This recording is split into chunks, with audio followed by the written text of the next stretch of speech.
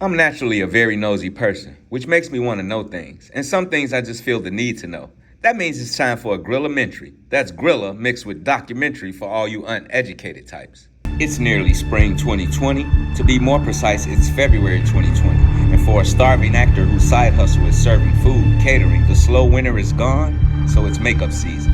From $1,000 a month, rent is $950 to $1,900 in January and $2,600 in February.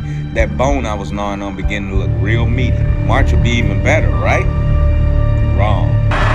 It's hard to imagine this is how 2020 started. But across the world, dozens were falling ill with a mysterious virus that would ultimately change life as we know it. That little SARS-CoV-2 shut down my whole world. I have today declared that the coronavirus presents a public health emergency in the United States. By the time the White House partially banned travel from China, infection levels start to explode all over the world. But don't just take my word for it. I'm here with Desiree Longworth, and we are talking about COVID-19, the effects of COVID-19 on you financially. And she's a business owner. So, first of all, how are you today? I'm doing really well. Thank you for having me. You're very welcome. That's awesome. Now, what type of business do you own or run? So the name of my business is Daisy B Media. It is a production company that specializes in photography, videography, and all that fun stuff.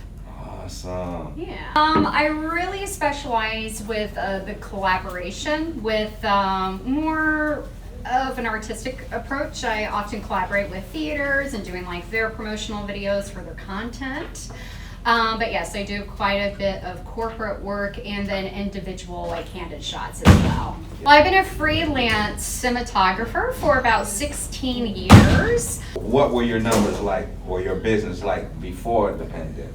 Yeah, so I would say I was pulling in roughly, it was coming out of the winter time, so as you know, when your gigs from that period of November to February, it's already pretty slow, but I was still pulling in about $3,500 a month.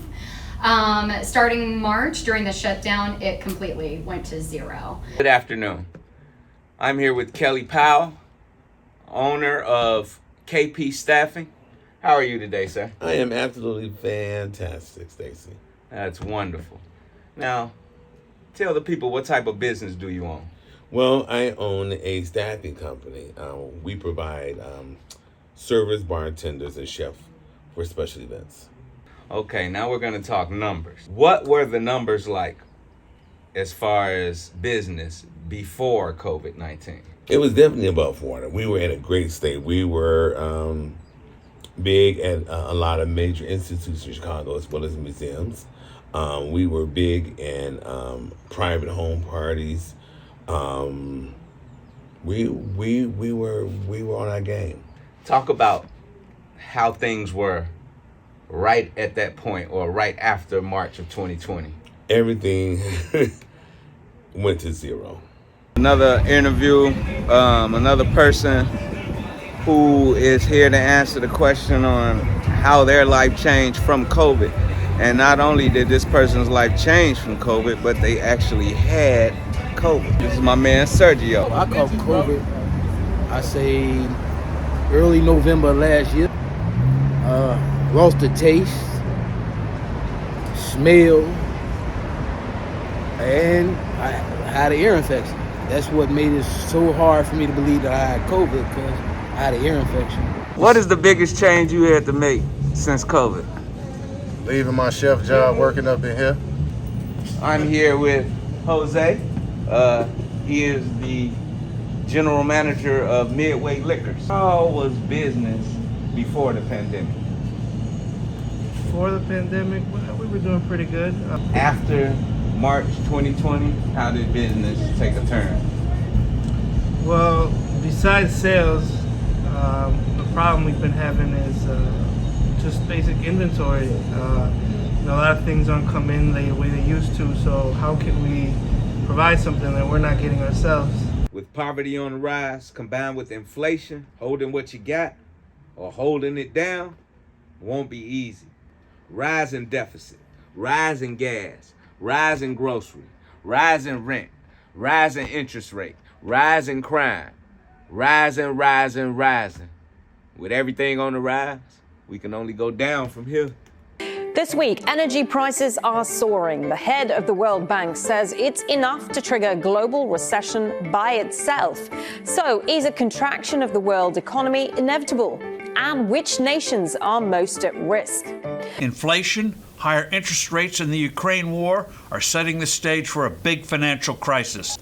A storm is brewing that'll be global in nature and could wreak immense damage economically and politically. The problem is that numerous countries, rich and poor alike, have amassed immense debts. New data from the Commerce Department is showing that the economy shrank from April to June. It's the second straight quarter where the economy declined, and the latest sign that we may be headed for a recession, as some economists are now saying we're already there. Some of us have given up, but for those of us that haven't, we cannot give up. If you give up, you lose. But if you keep moving forward, you might not get where you're trying to get right now. You will be further than you were. Keep moving forward. The jobs report showing U.S. employers added 528,000 jobs in July, more than double the 250,000 economists were expecting. The unemployment rate also edged down to 3.5%. Diane, I have to tell you, when these numbers crossed this morning, I had to do a double take because they are incredibly strong. As you said, double what Wall Street was expecting, 528,000 jobs added, which means we have basically regained all the jobs we lost during the pandemic. Fuck COVID, and I'm out.